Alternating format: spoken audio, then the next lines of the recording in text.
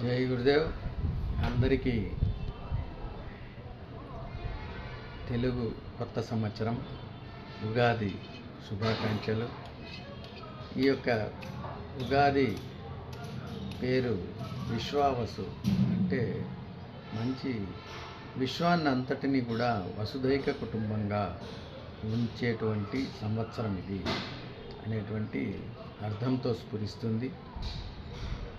చాలా చక్కటి సందేశం.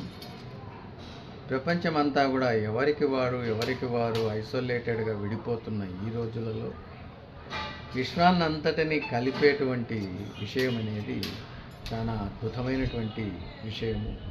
భగవంతుడు మానవాళిని సృష్టించిందే ఒకటిగా జీవించింది, కానీ మనం మన యొక్క భేదాలతో తేడాలతో విడిపోతున్నాం. కాబట్టి విశ్వమంతా ఒకటే, అందరం కూడా దానికి పాటుపడతాం. తర్వాత ఈ కొత్త సంవత్సరం మీకు ఇచ్చేటువంటి సందేశం ఏమిటంటే, వాదించడం ఆపేయండి, వేధించడం నిలిపేయండి.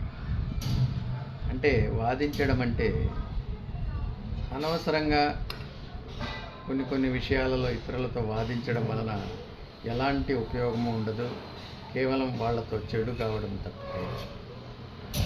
సో నీవు తెలియపరిచినంత మాత్రాన వాళ్ళు తెలుసుకోరు, తెలుసుకున్నంత మాత్రాన వాళ్ళు ఒప్పుకోరు. కాబట్టి ఎందుకు అనవసరంగా వాదించడం. వివేదించడం అంటే ఇతరులకు నొప్పి కలిగించకుండా ఏ పనైనా చేయాలి. ఎప్పుడైతే మనం ఇతరులకు నొప్పిని కలిగిస్తామో అది మనలో ఒక శత్రుత్వాన్ని పెంచుతుంది. కాబట్టి వాదించడం, వేధించడం నిలిపేయండి. ఇకపోతే ద్వేషించడం ఆపేయండి, ప్రేమించడం కొనసాగించండి. ద్వేషించడం వలన ఎటువంటి ఉపయోగం లేదు, కేవలం నీకు మాత్రమే చెడు చేస్తుంది. నీ లోపల మాత్రమే మనకు ఈ డిఫరెంట్ విషతుల్యమైనటువంటి యాసిడ్స్ని రిలీజ్ చేస్తుంది. అది నీ ఆరోగ్యాన్ని నాశనం చేస్తుంది. ఇకపోతే ప్రేమించడం వలన నీలో ఉన్నటువంటి గుడ్ హార్మోన్స్ రిలీజ్ అవుతాయి. దానివల్ల నీ శరీరం అంతా కూడా ఆరోగ్యపరంగా ఉంటుంది. విశ్వం అంతా కూడా నీ స్నేహితులు అయిపోతారు. నీవు ఎంతమందిని ప్రేమించడం అంటే ఒప్పుకోవడం. ఏది ఎలాగుందో అలాగే ఉంటుంది సృష్టిలో, నువ్వు ఏది మార్చలేవు, కానీ ఏది ఎలా ఉండాలో అలాగే ఉంటుంది. కాబట్టి దాన్ని నువ్వు ముందు ఒప్పుకుంటే నువ్వు ప్రేమించడం అనేది నేర్చుకుంటావు.